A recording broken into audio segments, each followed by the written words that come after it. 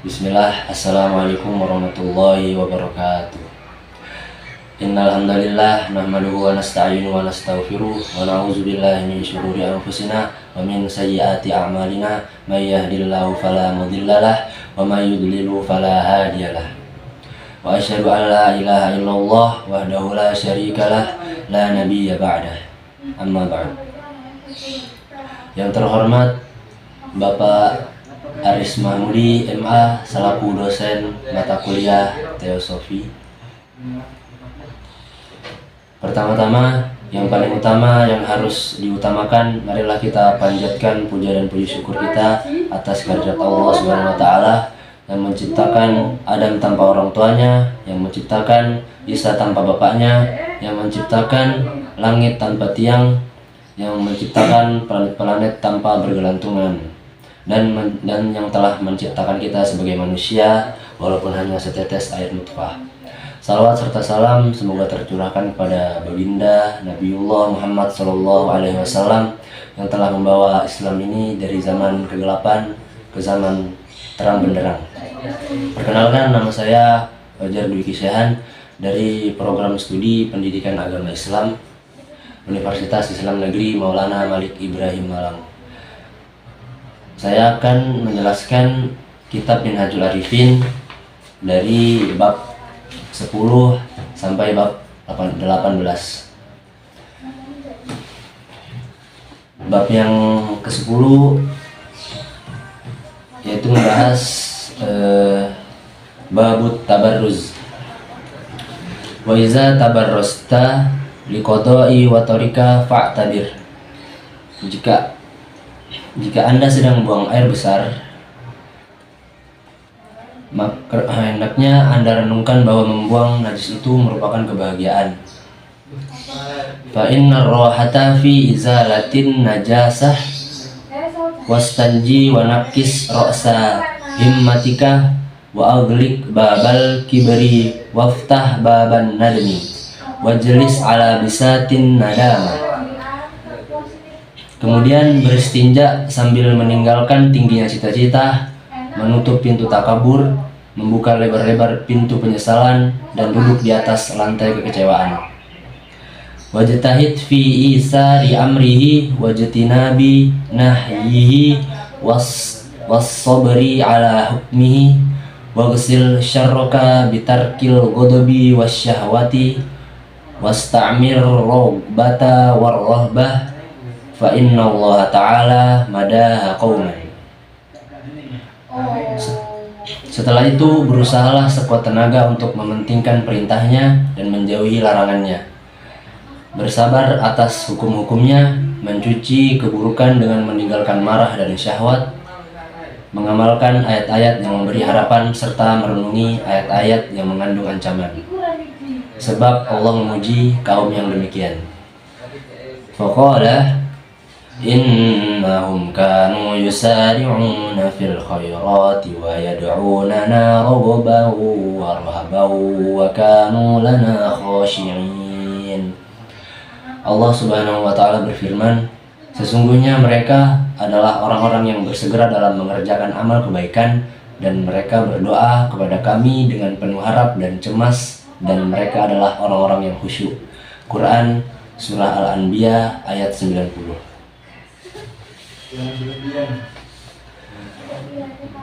Penjelasan tentang babut tabarruz adalah pasal ini tampak sederhana, membicarakan tentang adab buang hajat, tetapi Imam Al-Ghazali mengajarkan makna spiritual di baliknya. Menurut beliau, saat seseorang membuang najis, hendaknya ia merenungkan kebahagiaan spiritual dalam proses pembersihan itu. Karena mengeluarkan kotoran lahiriah adalah simbol dari membersihkan diri dari kotoran batin seperti kesombongan, kemarahan, dan syahwat. Beristinja berarti meninggalkan sifat tinggi hati, menutup pintu kesombongan, serta membuka pintu penyesalan. Duduk di tempat rendah saat buang hajat menjadi simbol kerendahan hati, kerendahan diri di hadapan Allah Subhanahu wa taala. Setelah bersuci, seorang hamba diingatkan untuk bersabar terhadap hukum-hukum Allah Subhanahu wa taala, menjauhi syahwat dan menimbang antara ayat-ayat yang memberi harapan dan ancaman. Dalam makna batin, setiap pembersihan lahir harus disertai penyucian batin. Orang yang mampu membersihkan hatinya dari sifat buruk akan mencapai kebersihan sejati di sisi Allah Subhanahu wa taala.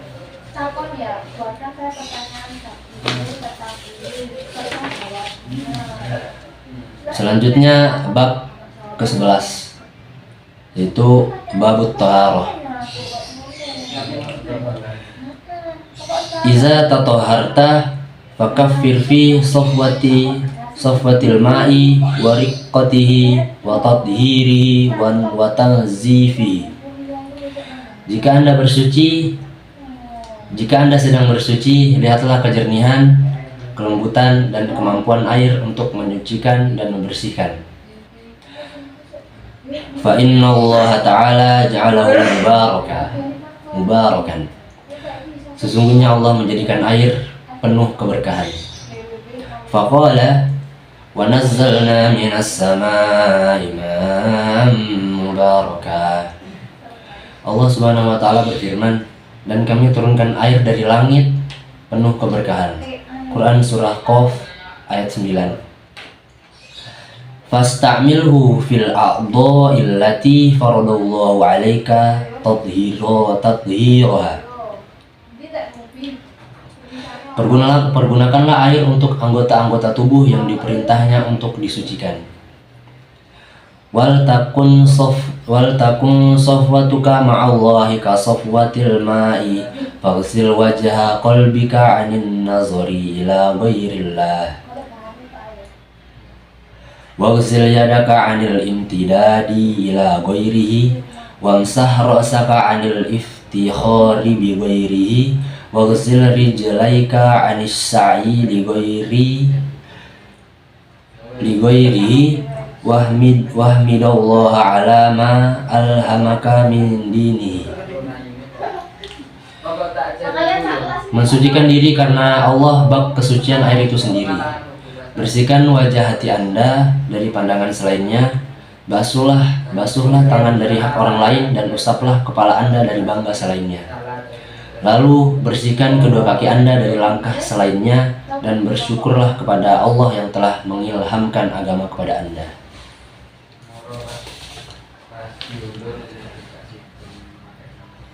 Ayat bab ini menjelaskan tentang at-thaharah. Thaharah memiliki arti yaitu bersuci.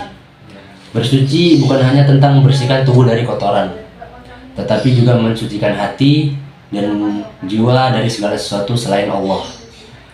Imam Al-Ghazali mengingatkan agar ketika menggunakan air, seseorang merenungkan sifat air yang jernih, lembut, dan menyucikan. Ini merupakan simbol kejernihan hati seorang hamba. Membersihkan wajah berarti membersihkan hati dari segala selain Allah. Membasuh tangan berarti tidak mengambil hak orang lain. Mengusap kepala Anda menyingkirkan kesombongan. Dan mencuci kaki bermakna menjauhkan diri dari langkah menuju maksiat. Dalam makna batin, thaharah lahir adalah sarana menuju thaharah batin.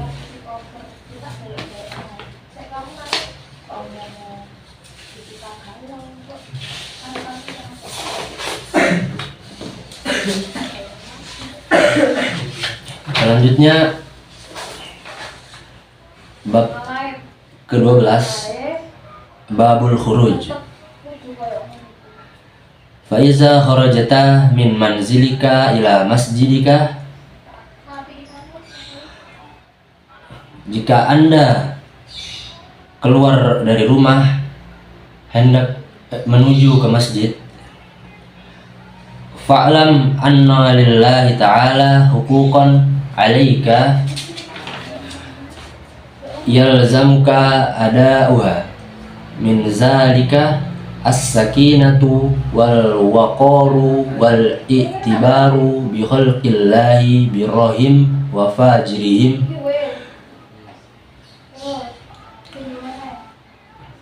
Hendaknya tahu bahwa dalam perjalanan itu terdapat hak-hak Allah. Hak-haknya yang wajib ditunaikan diantaranya ketenangan, keagungan, dan berpikir tentang makhluknya yang baik dan yang buruk. Qala Allah Ta'ala, wa tilkal amsalu nadribuha linnasi wa ma ya'qiluha illal alimun. Allah Subhanahu wa Ta'ala berfirman, dan itulah perumpamaan yang kami berikan kepada manusia, dan tidak akan memikirkannya kecuali orang-orang yang memiliki ilmu pengetahuan. Quran Surah Al-Ankabut ayat 43. Wa budda basaraka an nazaril ghaflati wasyahwati. Tundukkan pandangan Anda dari tatapan kelalaian dan syahwat. Wa aqsis salama mubtadi'an wa muhiban. Sebarkan salam dan jawablah apabila disampaikan kepada Anda. Wa a'in man ista'anaka 'alal haqqi wa'mur bil ma'rufi wa anhu 'anil munkari in kunta min ahlihi wa arsyidat dhalla. Bantulah orang-orang yang meminta bantuan kebenaran dan beramar ma'ruf nahi mungkarlah jika ada kemampuan untuk itu. Lalu berilah petunjuk bagi orang-orang yang sesat.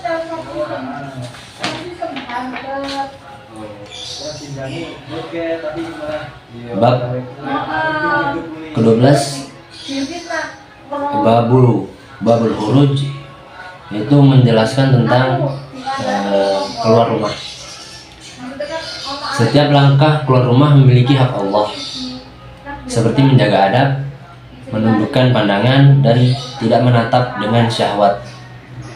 Perjalanan menuju masjid atau kegiatan baik lainnya harus disertai ketenangan, rasa hormat, dan tafakur terhadap ciptaan Allah Subhanahu wa Ta'ala. Menebar salam, membantu yang membutuhkan, dan beramar ma'ruf nahi mungkar adalah bukti bahwa perjalanan itu diniatkan karena Allah Subhanahu wa Ta'ala. Dalam makna batin, keluar rumah berarti keluar dari diri menuju penghambaan.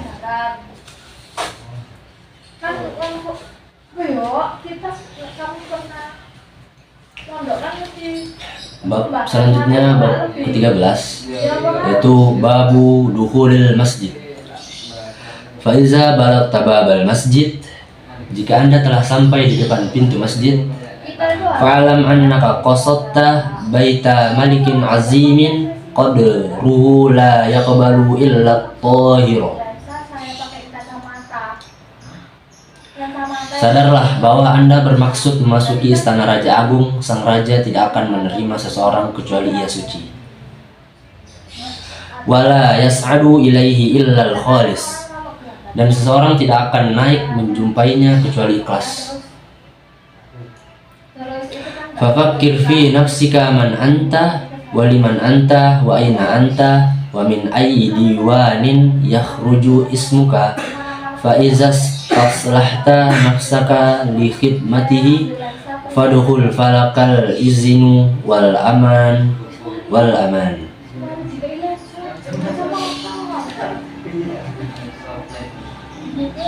Dan maka dari itu renungkan siapa dan dari manakah buku catatan Anda akan keluar. Jika Anda sudah merasa siap mengabdi kepadanya, maka masuklah. Anda akan diberi izin dan jaminan keselamatan.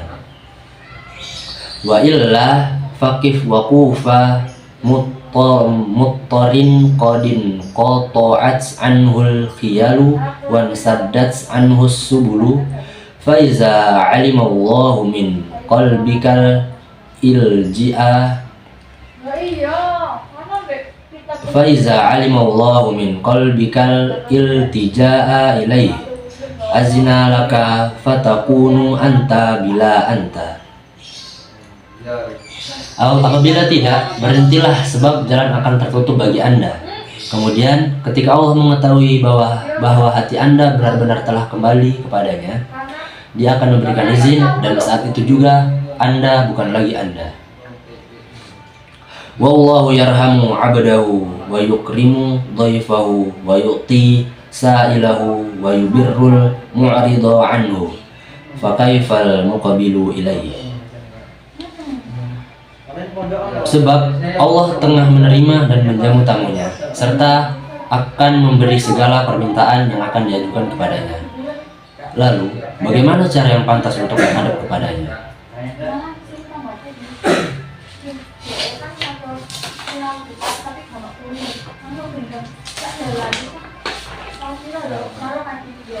Bab ini menjelaskan tentang babu duhulil masjid, bab tentang masuk masjid. Masjid adalah istana Raja Agung. Tidak layak seorang tamu menghadap kecuali dalam keadaan suci dan ikhlas. Imam Ghazali menekankan kesadaran spiritual ketika memasuki masjid, merenungkan diri dan niat, menyadari siapa diri kita di hadapan Allah. Ketika berdiri menghadap kiblat, arahkan pula hati kita kepada Al-Haqq. Dalam makna batin, setiap kali kita berkata Allahu Akbar, sadari bahwa Allah tidak membutuhkan ibadah kita, melainkan kita yang butuh kedekatannya. Lanjut ke bab ke-14, yaitu babu iftitahis salawat.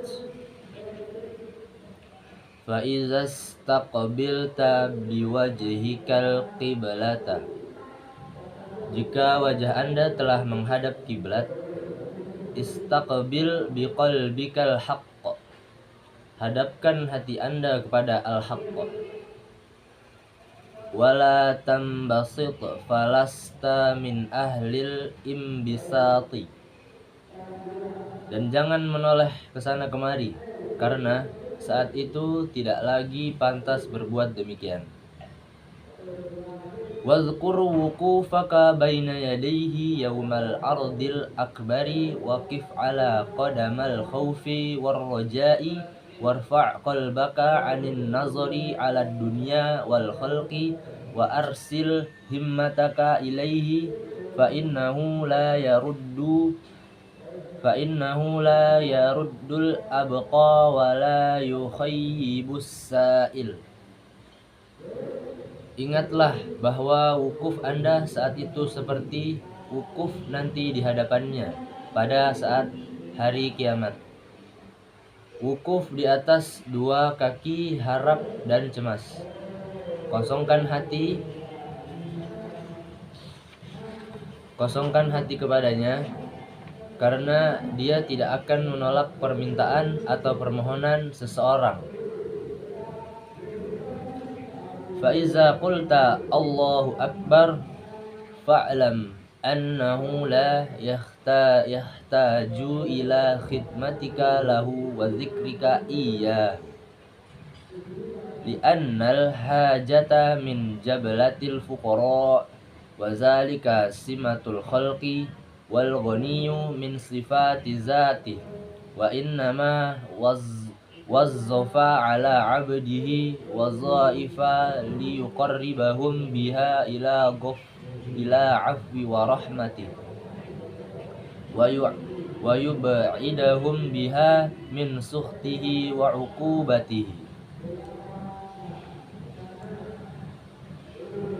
Jika Anda telah menyebut Allahu Akbar, maka ketahuilah bahwa Dia tidak membutuhkan penghambaan makhluknya. Dia tidak akan membutuhkan orang yang mengingatnya, karena butuh merupakan sifat makhluk, sedangkan Maha Kaya merupakan salah satu sifat zatnya. Mereka beribadah tidak lain agar bisa dekat dengannya, dekat kepada ampunan dan rahmatnya. Di sisi lain, agar mereka jauh dari kemurkaan dan siksanya. Qala Allahu Azza wa Jalla wa alzamahum kalimatat taqwa wa kanu ahaqqa biha wa ahlaha. Allah Azza wa Jalla berfirman, dan Allah mewajibkan kepada mereka kalimat takwa, dan mereka berhak dengan kalimat takwa itu serta layak memilikinya. Quran Surah Al-Fat ayat 26. Wa qala azza min qail, walakinna Allah habba ilaikumul imana wa zayyanahu fi qulubikum.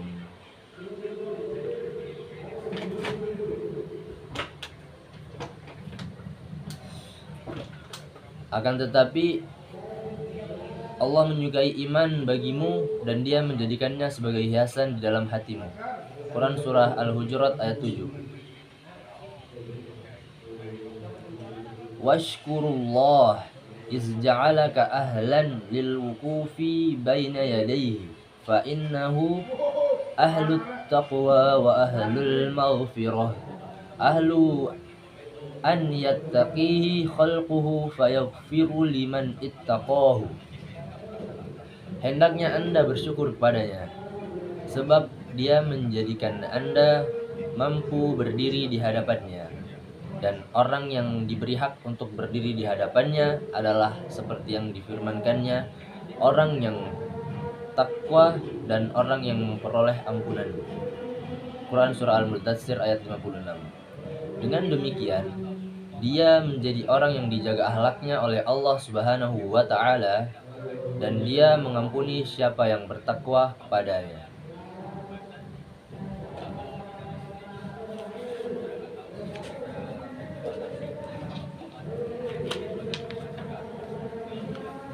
Bab ke-14 yaitu bab tentang iftitah dalam masjid.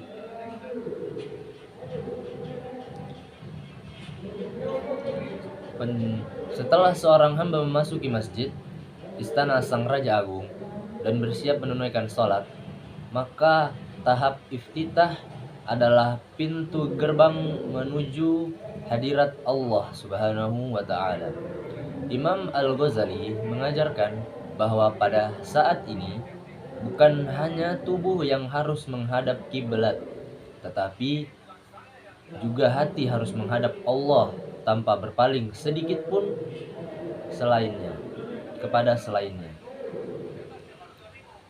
Iftitah secara syariat berarti membuka sholat dengan takbiratul ihram, yaitu kalimatnya Allahu Akbar. Namun bagi seorang a'rif billah, iftitah bukan hanya membuka sholat, tetapi menutup seluruh keterikatan duniawi. Ia meninggalkan urusan dunia di belakangnya, mengosongkan hati dari segala selain Allah, menyadari bahwa kini ia sedang berdiri di hadapan Raja di atas segala raja. Dalam takbiratul ihram, hamba memutuskan hubungan dengan makhluk dan menyambung hubungan dengan Sang Khaliq.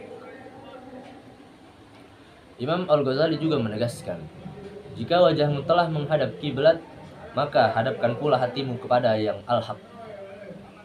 Artinya, jangan biarkan tubuh menghadap Ka'bah sementara hati berpaling atau fokus terhadap dunia. Kiblat sejati itu bukan hanya arah Ka'bah di Makkah, tetapi pusat kesadaran rohani, yaitu hati yang fokus kepada Allah Subhanahu wa Ta'ala semata. Hati yang benar-benar berkiblat kepada Allah tidak akan menoleh, bahkan dengan lintas pikiran, lintas fokus pikiran sekalipun. Jadi hati yang benar-benar berkiblat kepada Allah tidak akan menoleh, bahkan dia tidak akan pikirannya tidak akan fokus dengan yang lain atau dengan dunia lain, dengan duniawi. Saat berdiri qiyam, sebelum membaca doa iftitah, Imam Al-Ghazali mengibaratkannya sebagai wukuf di hari kiamat, ketika semua manusia berdiri di hadapan Allah penuh harap dan cemas. Jadi saat membaca doa iftitah, saat berdiri sebelum membaca doa iftitah, Imam Al-Ghazali itu mengibaratkannya sebagai wukuf di hari kiamat. Seperti manusia manusia yang berdiri di hadapan Allah dengan penuh harap dan cemas. Oleh sebab itu, beliau mengajarkan dua keadaan hati dalam sholat, yaitu harap, artinya raja. Harap akan rahmat dan ampunan Allah Subhanahu wa Ta'ala. Yang kedua, takut akan murka dan penolakannya. Hati seorang mukmin di hadapan Allah ibarat burung yang terbang dengan dua sayap, dan jika dua sayap ini salah satunya patah, ia tidak akan sampai kepada tujuan. Ketika mengucapkan Allahu Akbar, Imam Ghazali menegaskan bahwa Allah tidak butuh pada ibadah kita. Justru yang butuh adalah kita padanya. Jadi Allah tidak membutuhkan kita, tapi kita yang butuh Allah Subhanahu wa Ta'ala. Takbir bukan hanya seruan formal, melainkan deklarasi spiritual. Kata-katanya seperti, "Ya Allah, Engkau lebih besar dari segala sesuatu yang pernah aku pikirkan, lebih tinggi dari segala inginan yang pernah aku miliki." Itulah deklarasi spiritual. Dengan kesadaran ini, hamba menutup semua bisikan-bisikan dan membuka kesadaran tertinggi bahwa hanya Allah semata yang layak disembah. Imam Ghazali menggambarkan, ketika Allah melihat hati seorang hamba yang benar-benar kembali kepadanya, maka Allah akan memberi izin. Artinya, Allah akan membukakan hijab dan menjadikannya tamu kehormatan di hadiratnya. Jadi, ketika Allah melihat hati seorang hamba yang benar-benar kembali kepadanya atau bertobat, maka dia akan memberikan izin. Itu mereka seperti Allah pernah berfirman, "Janganlah kalian berputus asa dari rahmatku." Jadi Allah akan memberi izin dan akan membukakan hijab dan menjadikannya tamu kehormatan di hadiratnya.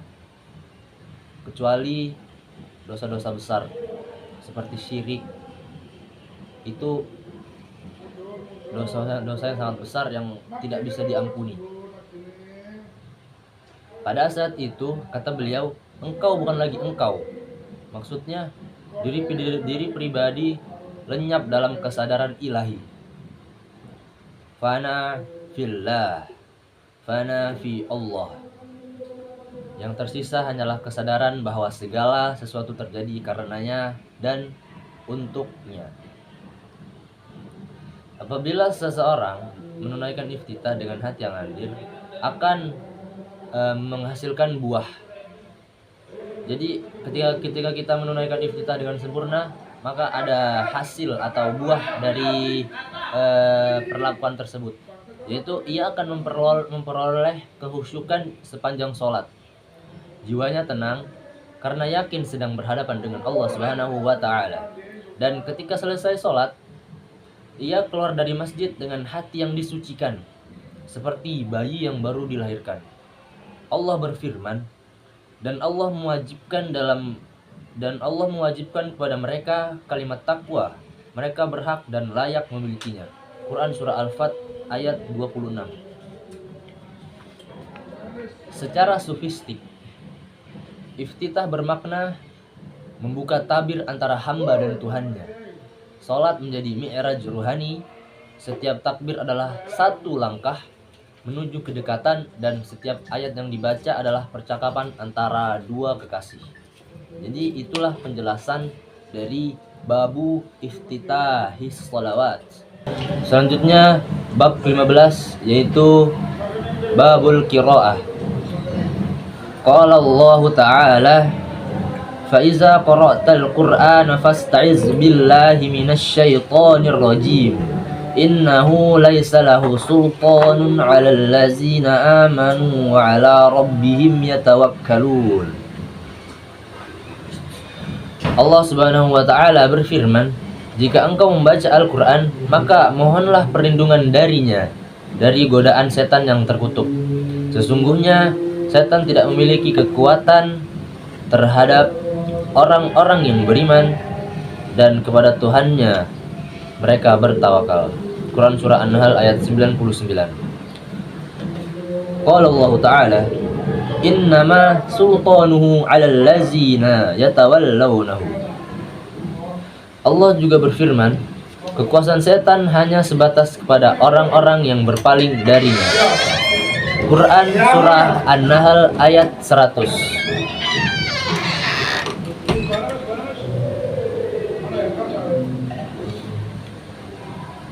Qala Allah Ta'ala, annahu man tawallahu fannahu yudilluhu. Allah Subhanahu wa taala juga berfirman, sesungguhnya siapa yang dipalingkan darinya, maka dia akan menyesatkannya. Quran Surah Al-Hajj ayat 4.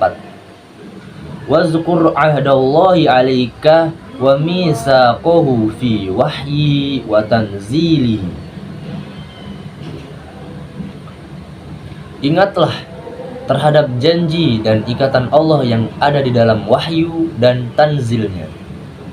Innama sultanuhu 'alal ladzi wanzur kaifa taqra'u kalamahu wa kitabahu.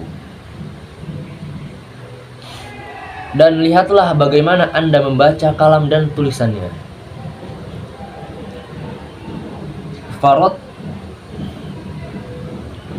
Farattil wa tadabbar wa qif inda wa'dihi wa wa'idihi wa amsalihi wa mawa'izihi wa amrihi wa nahyihi wa muhkamihi wa mutasyabihi.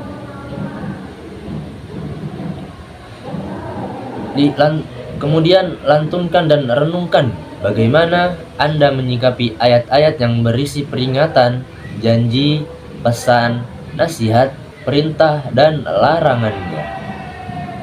Bagaimana pula melihat ayat-ayat yang muhkam dan mutasyabihat. Wa inni la ahsya an takuna iqamatuka hududahu ghaflatan min tadayyu'ika hududahu. Sungguh kami mengkhawatirkan kelalaian Anda dari ketentuan-ketentuan yang ada di dalamnya dengan menyia-nyiakannya. Qala Allah Ta'ala, fabi'ayyi haditsin ba'dahu yu'minun. Allah Azza wa Jalla berfirman, maka perkataan yang manakah setelah Al-Quran ini yang kalian semua yakini. Quran Surah Al-A'raf ayat 185.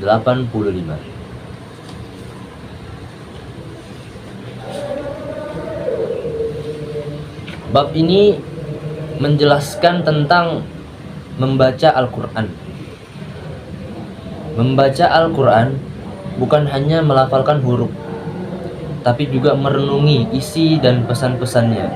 Jadi Al-Quran tidak hanya dilafalkan saja, tetapi juga bisa direnungkan dan juga diamalkan. Diamalkan dan diajarkan Al-Quran. Imam Ghazali mengingatkan agar selalu berlindung dari setan sebelum membaca Al-Quran dan membaca dengan hati yang khusyuk. Bagaimana? Jadi sebelum membaca Al-Quran, ya, membaca ta'awuz, a'udzu billahi minasyaitonir rajim, serta jauhkan diri dari hal-hal yang mengganggu ketika membaca Al-Quran, seperti gate atau orang yang berisik, orang yang mengganggu, dan dianjurkan sebelum membaca Al-Quran itu berwudu. Ayat-ayat Allah adalah janji dan ikatan. Jangan sampai Al-Quran hanya dibaca tanpa diamalkan, sebab kelalaian terhadapnya adalah tanda berpaling dari petunjuknya.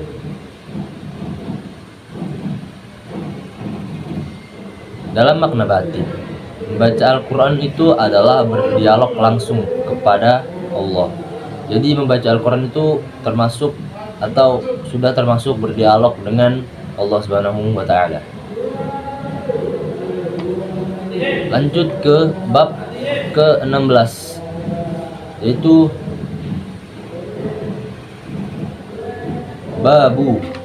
babur ruku'i. Warka' ruku'a khashi'in lillahi biqalbihi khadi'in bijawarihi. Rukuklah seperti ruku orang yang khusyuk di hadapan Allah Subhanahu wa Ta'ala. Wastaufi ruku'aka, rukuklah dengan hati dan tundukkan anggota tubuh badanmu.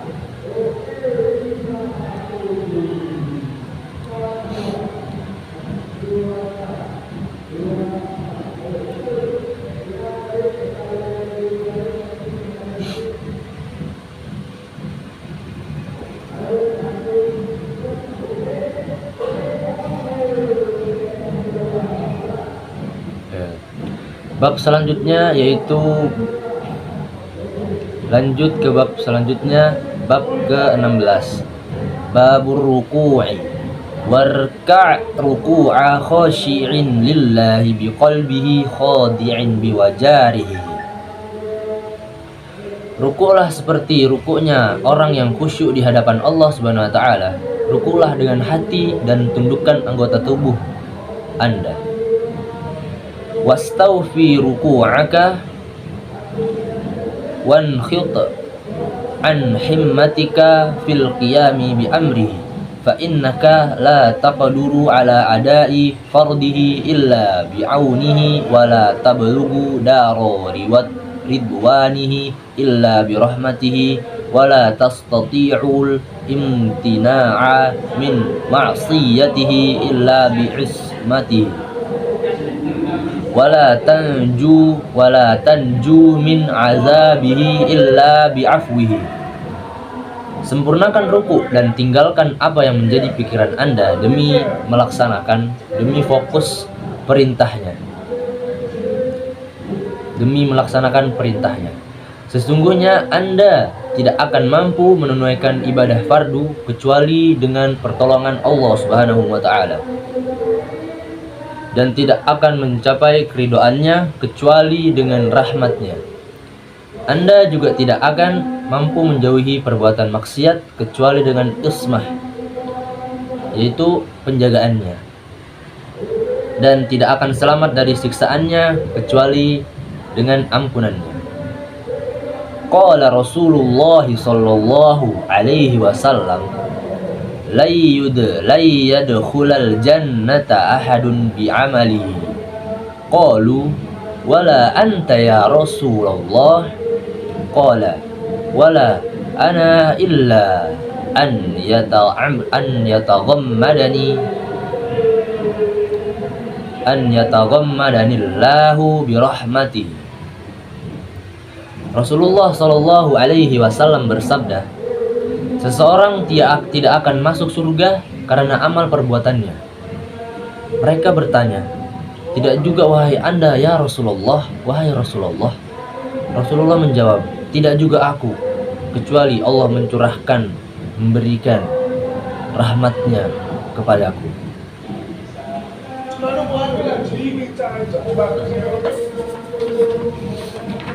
Bab ini menjelaskan tentang ruku.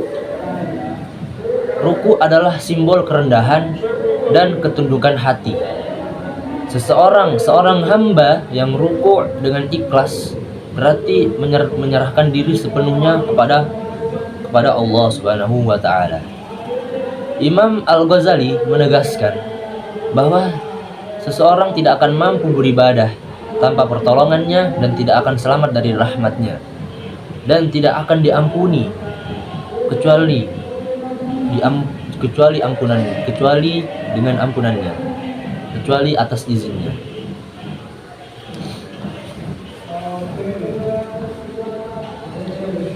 Begitu pula dengan yang disabdakan oleh Rasulullah SAW, seseorang tidak akan masuk surga karena amal perbuatannya.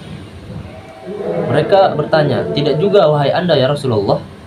Rasulullah pun menjawab, "Tidak juga aku pun tidak, kecuali Allah mencurahkan rahmatnya kepadaku."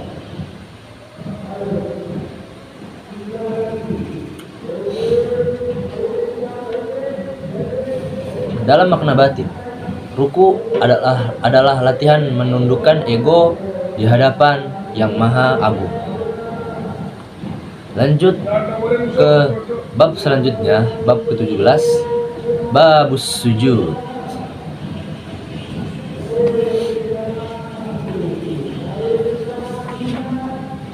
Wasjud lillahi sujuda abdin mutawadhi'in alima annahu khuliqa min turabin yata'uhu jami'ul khalqi wa annahu rukkiba min nutfatin yastaqziruha kullu ahadin.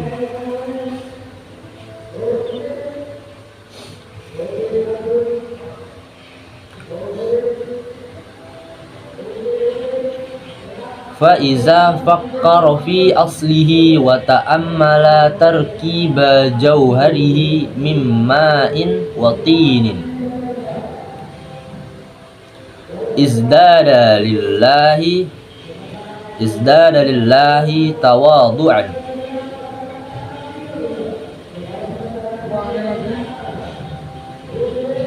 Di samping itu, sujudlah kepada Allah sebagaimana sujudnya hamba yang tawadhu, yang tahu bahwa dirinya terbuat dari tanah,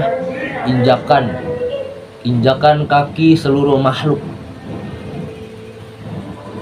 baik hewan maupun manusia, maupun makhluk-makhluk yang lain yang tidak kita ketahui. Di samping itu, di mata setiap orang, seorang hamba harus menyadari bahwa dia diciptakan dari setetes air mani yang hina. Jika dia mau berpikir tentang asal kejadian dan struktur substansinya yang terbuat dari air mani dan tanah liat, niscaya akan timbul perasaan untuk lebih tawadhu kepada Allah Subhanahu wa ta'ala. Wa yaqulu fi nafsi wa yahka lima rafa'ta ra'saka min sujudika lima lam tamut baina yadayhi wa qad ja'alallahu as-sujuda sababal qurbi ilaihi faqala ta'ala wasjud waqtarib.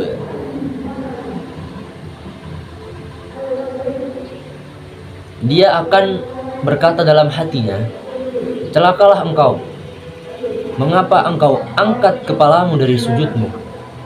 Kenapa engkau tidak mati dalam keadaan bersujud di hadapan Allah Subhanahu wa ta'ala, di hadapannya?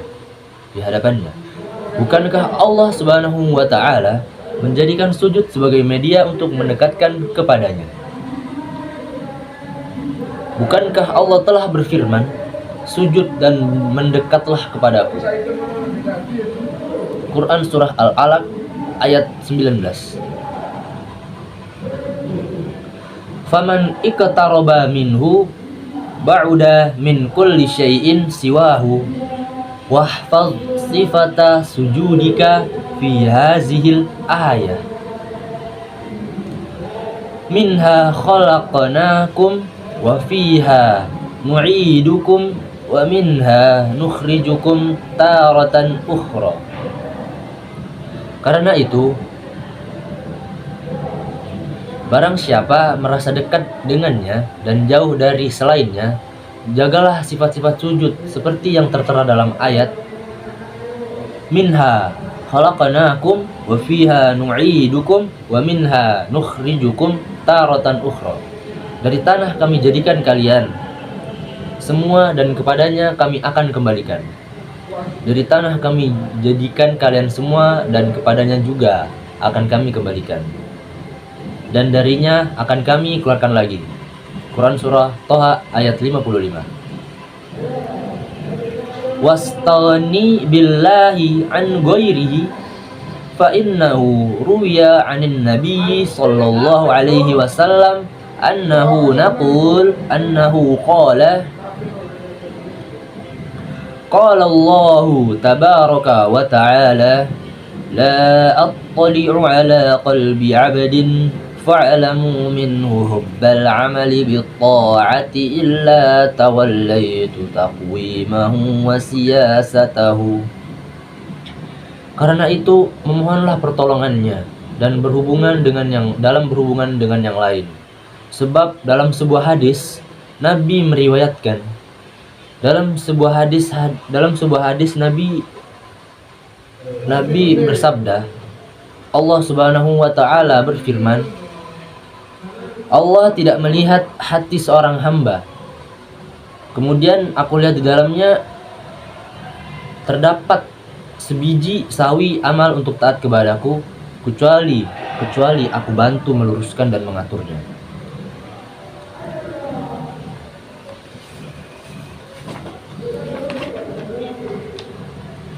Bab ke-16, bab ke-17, bab sujud menjelaskan sujud adalah puncak kedekatan seorang hamba kepada Allah. Saat sujud, hamba menyadari asal-usulnya dari tanah, simbol kehinaan dan ketawaduan. Imam Al-Ghazali mengingatkan agar hati tidak bangkit dari sujud sebelum merasa benar-benar tunduk. Jadi, jangan angkat kepala sebelum benar-benar merasa bahwa kita tuh sangat butuh Allah. Kita benar-benar lemah di hadapannya. Kita hanyalah manusia yang diciptakan dari tanah dan akan dikembalikan ke tanah juga. Dan akan dikembalikan lagi pada hari kiamat. Dibangkitkan dari tanah pada hari akhir. Jadi janganlah bangkit sebelum merasa benar-benar tunduk atau merasa kita lemah. Kita merasa butuh dengan Allah Subhanahu wa taala, merasa sangat membutuhkan Allah Subhanahu wa taala. Sebab tempat terdekat seorang hamba kepada Tuhannya adalah saat dia bersujud.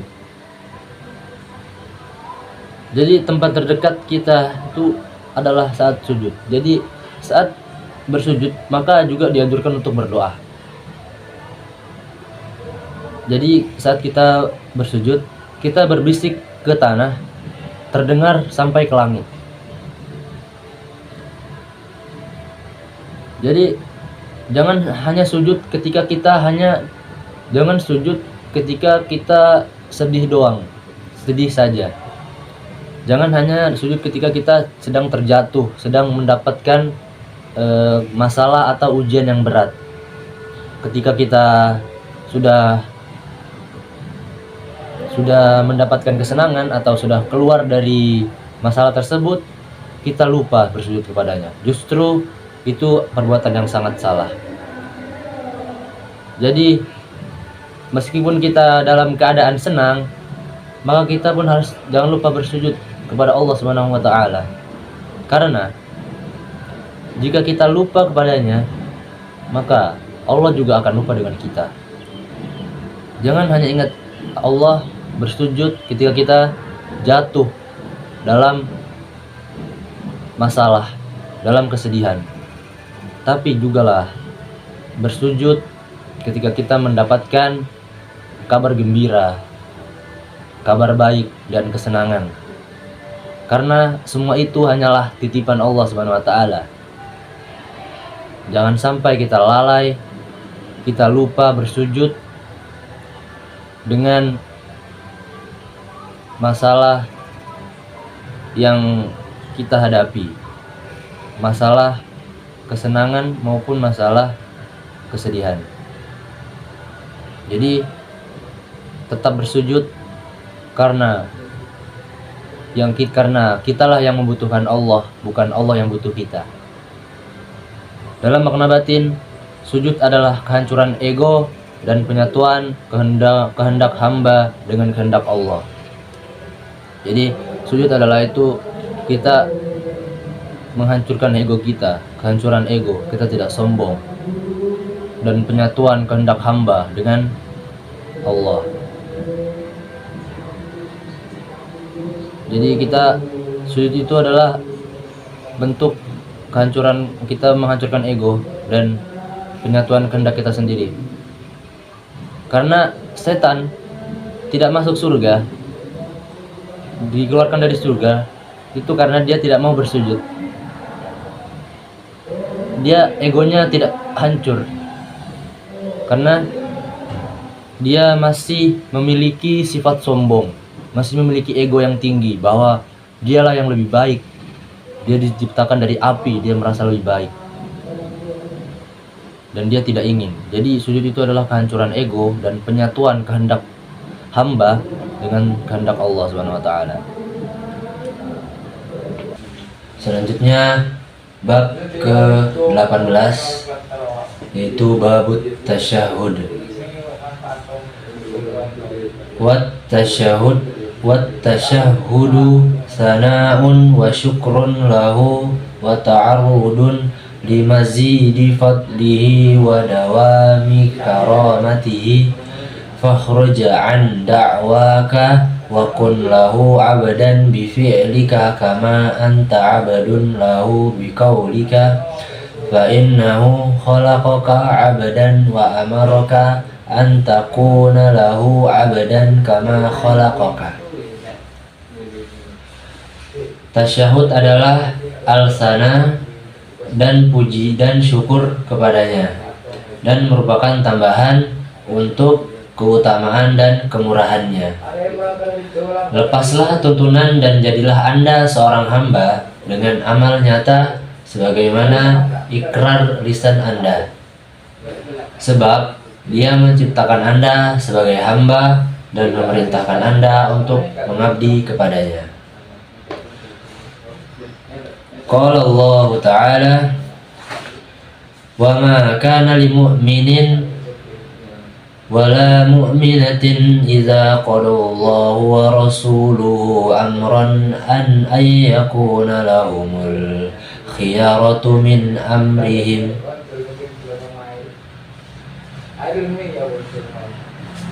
Allah Subhanahu wa taala berfirman, dan tidaklah layak bagi laki-laki yang beriman dan juga bagi wanita yang mukminah apabila Allah dan Rasul-Nya telah menetapkan ketentuan bagi mereka pilihan yang lain mengenai urusan mereka. Quran Surah Al-Ahzab ayat 36. Qala Allah Ta'ala, wa rabbuka yakhluqu ma yasha'u wa yakhtaru ma kana lahumul khiyarah. Dan Allah Subhanahu wa taala berfirman, dan Tuhanmu menciptakan segala yang Dia kehendaki dan memilihnya, dan mereka sesungguhnya tidak punya hak untuk memilih sesuatu. Quran Surah Al-Qasas ayat 68. Fasta'mil ubudiyata firridha bihikmatihi wasta'mil ibadati fin nuzuli tahta amrihi wa salli ala habibihi aqibas sana'i alaihi fa innahu wasala mahabbatuhu bimahabbatihi wa ta'atuhu bi ta'atihi wa mutaba'atuha bi mutaba'atihi. Laksana ubudiyah dengan penuh kerelaan berdasarkan ketentuannya. Lakukanlah ia dengan penuh ketundukan di bawah perintahnya. Kemudian ucapkan salam kepada kekasihnya, yaitu Nabiullah Muhammad SAW, setelah memujinya, karena ucapan salam kepadanya, kepada Nabiullah Muhammad SAW, merupakan wasilah untuk meraih kecintaan Allah kepada Anda. Begitu pula taat kepada Nabiullah Muhammad SAW merupakan wasilah untuk taat kepadanya. Allah Subhanahu wa taala berfirman, Faqala ta'ala Qul in kuntum tuhibbunallaha fattabi'uni yuhibbukumullah.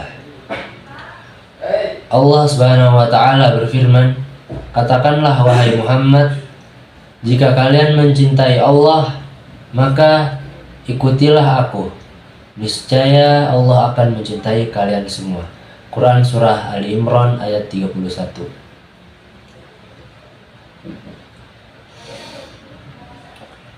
Wa qala ta'ala may yuti'ir rasul faqad ata'a Allah. Dan Allah Subhanahu wa taala berfirman, barang siapa yang taat kepada Rasul, dia sungguh taat kepada Allah Subhanahu wa taala. Quran surah An-Nisa ayat 80. Wa qala ta'ala innal ladzina yubayyi'unaka innama yubayyi'una Allah. Dan Allah Subhanahu wa taala berfirman, sesungguhnya orang-orang yang mengadakan perjanjian denganmu, mereka juga mengadakan perjanjian dengan Allah. Quran surah Al-Fat ayat 10. Wa amara rasulahu bil istighfari laka faqala ta'ala fa'lam annahu la ilaha illallah wastaghfir li dzambika walil mu'minina wal mu'minat.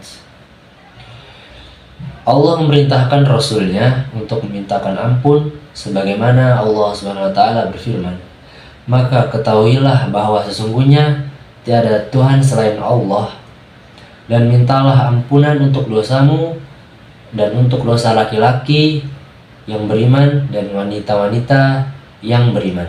Quran surah Muhammad ayat 19.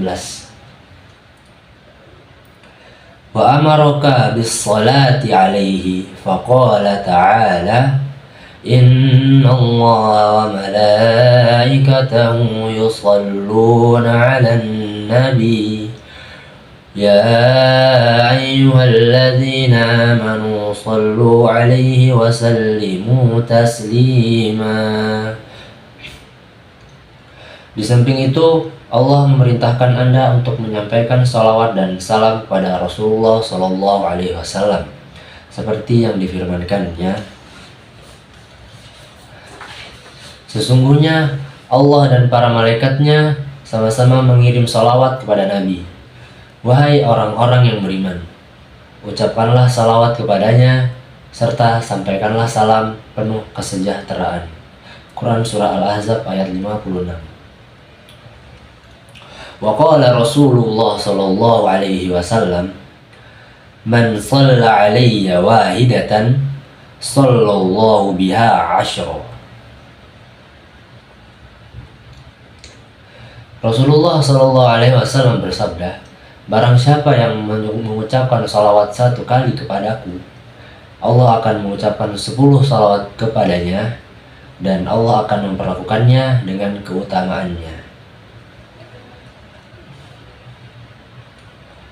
Wa'amalahu bil fadli faqala Allah ta'ala wa rafa'na laka zikrak. Thumma amara bi mu'amalatihi bil adli faqala li ghairihi fa iza qudiyatis salatu fantashiru fil ard. Firman Allah, dan kami tinggikan namamu untukmu. Quran surah Al-Insyirah ayat 4. Kemudian Allah memerintahkan Rasulullah bersikap adil. Allah berfirman kepada orang-orang mukmin, apabila usai melaksanakan sholat, maka bertebaranlah kalian semua di atas bumi. Quran surah Al-Jumu'ah ayat 10. Wa qala lahu فَإِذَا فَرَغْتَ فَانصَبْ وَإِلَى رَبِّكَ فَارْغَب. Tetapi Allah juga berfirman kepada Rasulullah Sallallahu Alaihi Wasallam, bila engkau telah selesai mengerjakan suatu pekerjaan, maka katakanlah urusan yang lain dengan sungguh-sungguh, dan kepada Tuhanmu lah kamu berharap.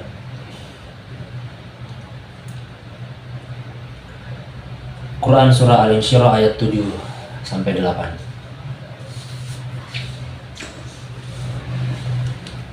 Bab ini menjelaskan tentang tasyahud. Kata tasyahud berasal dari akar kata syahida, yang berarti menyaksikan, bersaksi, dan mengakui kebenaran.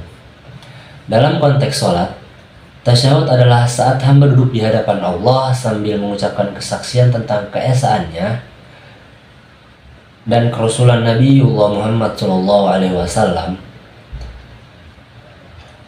Imam Al-Ghazali menafsirkan tasyahud bukan hanya sebagai bacaan ritual, melainkan momen spiritual tertinggi dalam sholat, saat seorang hamba benar-benar menyadari siapa dirinya dan kepada siapa ia mengabdi. Tasyahud adalah pujian dan syukur kepadanya, tambahan dari kemurahan dan keutamaan Allah SWT. Artinya, ketika sampai pada tasyahud, seorang hamba telah melewati tahapan-tahapan penghambaan, ruku, sujud, zikir, dan kini duduk dalam suasana syukur, tenang, dan penuh kesadaran ilahi. Imam Al-Ghazali menekankan bahwa tasyahud adalah momen pengakuan ubudiyah ya secara total. Seorang mukmin harus menyadari bahwa dirinya hanyalah abdullah, hamba Allah, bukan pemilik kehendak bebas mutlak. Beliau mengutip dua ayat penting, yang artinya, dan tidak layak bagi laki-laki yang beriman dan juga bagi wanita yang beriman apabila Allah dan Rasul-Nya telah menetapkan suatu ketentuan bagi mereka pilihan yang lain dalam urusan mereka. Quran Surah Al-Ahzab ayat 36. Dan yang kedua di surah Al-Qasas ayat 86 yang berarti, dan Tuhanmu menciptakan apa yang Dia kehendaki dan memilihnya. Mereka tidak memiliki hak untuk memilih. Ayat-ayat ini menjadi dasar taslim, yaitu penyerahan total kepada kehendak Allah. Maka ketika seseorang duduk dalam tasyahud, seakan-akan ia sedang berkata dengan hatinya, "Ya Allah, Engkaulah pemilik kehendak. Aku hanyalah hamba yang Engkau pilih untuk mengabdi." Imam Al-Ghazali menulis bahwa seorang hamba harus menjadi hamba dengan amal nyata sebagaimana ikrar lisannya. Artinya, ucapan asyhadu alla ilaha illallah bukan sekedar kalimat di bibir, tetapi janji hidup tidak menuhankan selain Allah Subhanahu wa taala, baik itu harta, nafsu, status, dan manusia lain. Sementara kalimat wa asyhadu anna Muhammadan abduhu wa rasuluh adalah pengakuan bahwa jalan menuju Allah hanya dapat ditempuh dengan mengikuti jejak Rasulullah Shallallahu Alaihi Wasallam. Setelah menyebut syahadat, hamba mengucapkan Assalamu alayka ayuhan nabiyyu wa rahmatullahi wa barakatuh. Menurut Imam Al-Ghazali, ini bukan sekadar doa, tapi wasilah untuk meraih cinta Allah, mengirim salam kepada Nabiullah Muhammad SAW adalah bentuk rasa syukur atas perantara yang membuka jalan menuju Allah Subhanahu wa taala. Ucapkanlah salam kepada kasihnya Nabiullah Muhammad SAW setelah memuji Allah Subhanahu wa taala. Karena ucapan salam kepadanya kepada Nabiullah Muhammad SAW merupakan wasilah untuk meraih kecintaan Allah Subhanahu wa taala. Allah sendiri berfirman, "Katakanlah wahai Muhammad, jika kalian mencintai Allah, maka ikutilah aku, niscaya Allah akan mencintai kalian." Quran Surah Ali Imran ayat 31. Imam Al-Ghazali juga menekankan pentingnya sholawat dalam tasyahud, karena di dalamnya terkandung cinta dan pengakuan terhadap risalah Nabi. Allah berfirman dalam surah Al-Ahzab ayat 56 yang berbunyi, "Sesungguhnya Allah dan para malaikatnya bersalawat kepada Nabi, Wahai orang-orang yang beriman, bersolawatlah kalian untuknya dan ucapkanlah salam penuh kesejahteraan. Rasulullah Shallallahu Alaihi Wasallam bersabda, barang siapa yang bersolawat 1 kali kepadaku, maka Allah akan bersolawat kepadanya 10 kali. Jadi, tasyahud bukan hanya pengakuan iman, tapi tanda cinta dan kesetiaan kepada Rasulullah Shallallahu Alaihi Wasallam.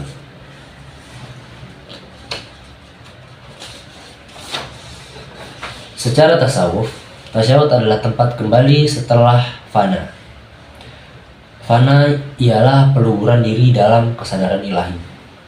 Jika sujud dalam simbol fana, kehancuran ego, yaitu kehancuran ego, maka tasyahud adalah baqo, yaitu kembali hidup dengan kesadaran baru. Hidup untuk Allah melalui Rasulnya dan di bawah kehendaknya. Dalam posisi duduk itu, hati seorang hamba berbicara langsung dengan Tuhannya. Ia memuji, ia bersaksi, ia memohon ampun. Dan ia meneguhkan perjanjian spiritual yang pernah diikrarkan di alam ruh. Alastu birabbikum. Qalu bala. Setelah tasyahud,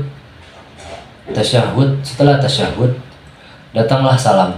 Imam Al-Ghazali menegaskan bahwa urutan ini bukanlah kebetulan. Dalam tasyahud, hamba berjanji kepada Allah. Dalam salam, hamba membawa cahaya perjanjian itu kepada sesama manusia. Jadi tasyahud adalah hubungan vertikal, sementara salam adalah hubungan horizontal. Keduanya menyatu dalam kesempurnaan ibadah. Secara ruhani, tasyahud menandai kembalinya kesadaran hamba setelah tenggelam dalam lautan zikir. Ia telah melalui perjalanan rohani, yaitu berdiri, ruku, sujud, dan kini duduk. Dalam keadaan ini, ia sadar bahwa tidak ada kekuatan, kehendak, atau keinginan kecuali dari Allah.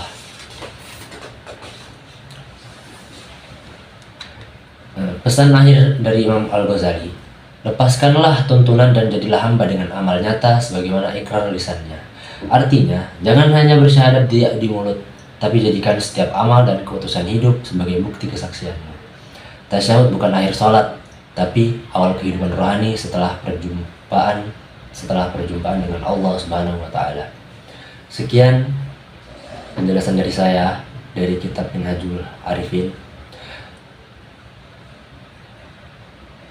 Kurang dan salahnya mohon dimaafkan. Assalamualaikum warahmatullahi wabarakatuh.